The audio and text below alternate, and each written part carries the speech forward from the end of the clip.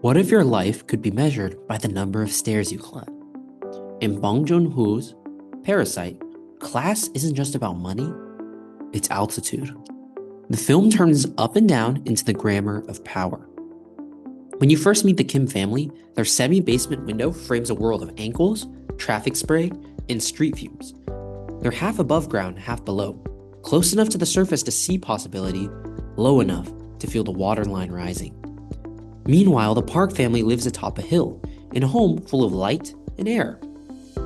Between these two addresses stretches a staircase that the movie makes you walk again and again until you feel how steep it really is. Korean cities, especially Seoul, are literally stacked. Mountains ring the skyline, hills chunk up neighborhoods, and apartment blocks terrace the slopes. Parasite borrows this geography and makes it metaphysical. The higher you go in the Park house, the softer the floors and the wider the views. The lower you descend beneath it, the more the ceiling presses out. The Banjiha, the semi-basement where the Kim lives, is a perfect metaphor.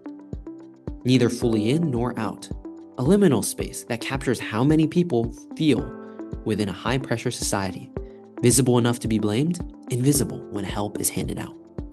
The movie also teaches you to smell status. In Korea, there's a powerful cultural emphasis on reading the room, what's called nunchi, and keeping everyone's mood balanced, or kibun. In that quiet dance, people often rely on subtle signals. Bong turns smell into that unsayable signal. When Mr. Park complains about a subway odor on his driver, he's not only being rude, he's naming a social border in a crowded city where bodies share buses and sidewalks, but classes are never meant to touch. The insult lands because everyone knows the code. Some scents are coded clean, others coded poor. Poor becomes not just a budget, but a lingering trace, something you can't scrub off at the sink. Then there's the rain. Korea's Jangma, monsoon season, can flip a neighborhood overnight. Parasite reframes a summer downpour as a sorting mechanism. For the Parks, the shower cleans the air and leaves the lawn fresh for a birthday party. For the Kims, that same rain drowns their home with sewage-brown water. The long, brutal descent down stair after stair towards their flooded block is a tour through structural inequality. The city looks neutral, nature looks fair, but gravity and zoning pick sides. Meritocracy sounds convincing until you see who sleeps dry and who wades. Food becomes another class dialect. When the Parks casually request instant japaguri, but topped with premium Hangul beef, it's a joke that cuts both ways. Convenience and luxury together in one bowl. The dream of upward mobility sprinkled like garnish. In a culture where brand names, school names, and neighborhood names carry weight, the dish says, you can keep the noodles of ordinary life. Just add status on top. But Parasite keeps asking the harder question. Can you add that beef to a whole life or only to a dinner? Education, too, is a ladder that many believe still work if you climb hard enough. South Korea's growth story runs through the classroom. The Sunyoung exam, the cram schools, the thick folders of spec that pad out a resume. The film circles that economy of hope. For the rich, English tutoring is a passport stamped in advance. For the poor, forged credentials become survival skills. Kiwoo's gaze at the scholar rock is heartbreaking. He isn't just dreaming of cash, but of legitimacy, of the kind of success that doesn't need quotation marks. The tragedy is that the system often rewards polish over grit, family networks over raw talent. The Kims are extraordinary at everything the market claims to value: improvisation, teamwork, problem solving, except being born in the right place. Beneath the Park house sits a deeper secret, a bunker below the basement. That's not only a plot twist, it's social X-ray. Modern Korea sprinted from war to miracle in a few generations, leaving behind shelters, storage rooms, and hidden cellars threaded under new wealth. Parasite distills that history into a gothic image. There's always a lower floor. The hidden man's ritual devotion to Mr. Park is outlandish and at the same time familiar. Service workers flip lights, deliver packages, clean rooms, and steady the daily choreography that lets wealth feel weightless. Industrial smoothness is built on invisible labor and sometimes literal invisibility.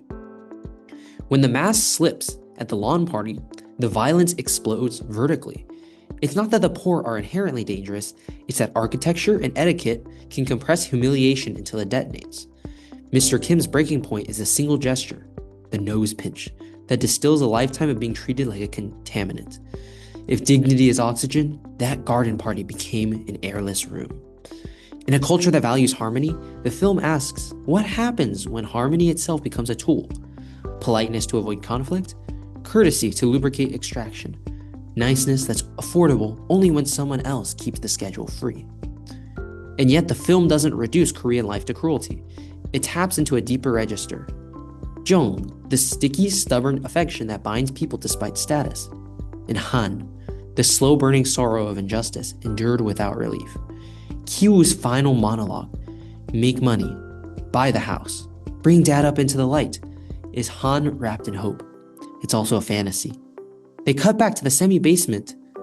Is Jung's way of holding up a mirror to a society that sells vertical dreams to every generation. You can climb, the dream says, if you hurry faster than everyone else. Korea even has a phrase for that tempo. Pali pali, hurry hurry. It builds skyscrapers and global brands, and it also builds burnout and birth rates that fall as fast as ambition rises. Why does this vertical theme resonate so strongly in Korean culture? Because housing doubles as destiny. An address can hint at school options, marriage prospects, and friend circles. Because density puts everyone close without guaranteeing contact. Because the service economy has expanded so rapidly that comfort often depends on workers who are intentionally kept out of view. Because development moves so fast that the rungs of the ladder were never evenly spaced, and sometimes the ladder was pulled up just as you reached for it. Parasite is not an argument that the Parks are monsters or the Kims are saints. It's a diagnosis of a structure that makes decency optional for some and expensive for others. The Park mother is nice, as Ki-jung says, because she can afford to be. Niceness is a resource, like air and light. When life is a staircase, those at the top can pause to say please and thank you. Those at the bottom are running to stay in place. So what do we do with a story like this? We can keep sprinting upward, stepping over the people who keep the lights on and call it success. Or we can change the shape of the climb. That means remembering that floods are not accidents when basements are homes. It means housing policy that treats air and daylight as rights, not amenities. It means work that respects time as much than a class privilege. It means etiquette that doesn't hide extraction and compassion, jung, that refuses to be a performance. Parasite ends where it began, in that half window to the world. But once you've walked those steps in your mind, you can't unlearn how they tilt.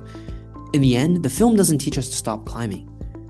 It asks us to rebuild the staircase so no one lives underwater, to flatten the parts that break our knees, and to finally make altitude mean view, not value.